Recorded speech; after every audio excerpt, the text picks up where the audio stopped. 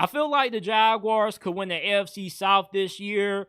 Hiring Liam Coen was a huge W for this organization. Everywhere he's been, he's produced really good offenses. When he was calling plays for Kentucky in 2021, he helped Will Levis have that breakout season. And ever since he left Kentucky, they haven't been the same since. In his lone year as the Buccaneers offensive coordinator, not just did Baker Mayfield have the most efficient season of his career, but the Buccaneers finally got their rushing attack going.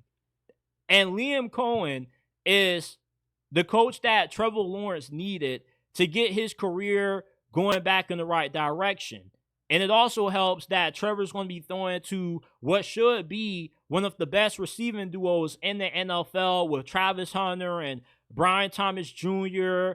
The Jaguars, on paper, are not too far off in terms of talent from the Houston Texans. The Texans have major concerns at wide receiver. Outside of Nico Collins with the injury to Tank Dell, we really don't know who's going to step up in this wide receiver room for them. Their offensive line is still a question mark. I still don't feel like they've done enough to address that position fully. They put a few Band-Aids on the offensive line, but we don't really know if they're going to hold. Of course, the defense is going to be really good, but the Jaguars are probably going to split with Houston this year, and they sweep the rest of this division. The AFC South is in a really bad spot with how the quarterback situation is playing out with Indianapolis. You're choosing between Anthony Richardson, Daniel Jones.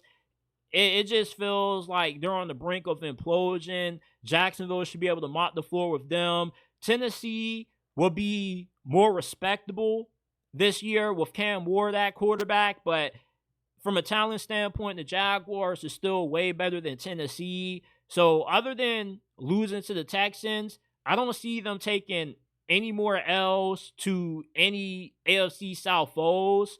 And the first half of the schedule for Jacksonville is pretty difficult. So having this division be in the weak state that it is greatly going to benefit them. They start the season off playing Carolina. Then after that, there is no gimmies. You got the Bengals on the road, the Texans, the 49ers, the Chiefs on Monday Night Football, Seattle, the Rams in London, which is a de facto home game for the Jaguars, considering how much they play in London. And then after that bye, that's when the schedule starts to lighten up for the Jaguars. Back-to-back road trips against the Raiders and the Texans. Those are winnable. And then the Chargers are one of the last few playoff teams that you're going to have to face entering the final stretch of this season. You got the Cardinals, the Titans, the Colts, the Jets, the Broncos, the Tennessee Titans again. The Jaguars from week 12 to week 18, they should go 5-1 during that period. Outside of Denver, the Jaguars are better than the rest of those other teams that they're going to be matched up against. And Trevor Lawrence has shown the ability to play good football. It's not as if the Jaguars just blindly made him one of the highest paid quarterbacks for no reason. They paid him based off the promise that he showed in his second season when he led the Jaguars to the AFC South title. He led them to a comeback win in the playoffs against Justin Herbert and the Chargers, and they put up a good fight in the divisional round that year against Kansas City. And his last 2 years, he's been banged up. He hasn't been healthy. And even when he has been at 100%, he's just been incredibly inconsistent at times. When he gets hit too much, his mechanics just are all over the place. He gets loosey-goosey with the football. But Liam Coen can reel Trevor Lawrence in. If he was able to get a lot of efficiency out of Baker Mayfield and Will Levis when he was coaching them up at Kentucky, then I expect him to be able to do the same thing with Trevor Lawrence. The tools are there for Trevor Lawrence to be one of the best quarterbacks in the NFL. The thing with him is just you need to see more consistency out of him, and that's what Liam Coen is going to get out of T-Law. T-Law was one of the main reasons why Liam Coen took this job in the first place.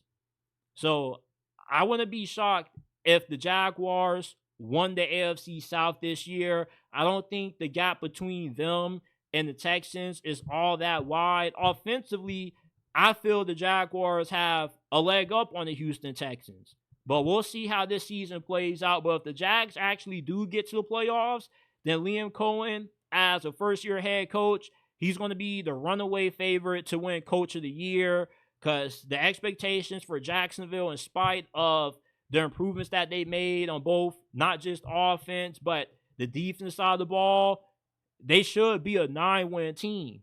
But the media, the odds makers are still not really that high on this ball club. But if Liam Coen gets Trevor Lawrence playing back at the level that he did in 2022, the Jags definitely could challenge Houston for this division.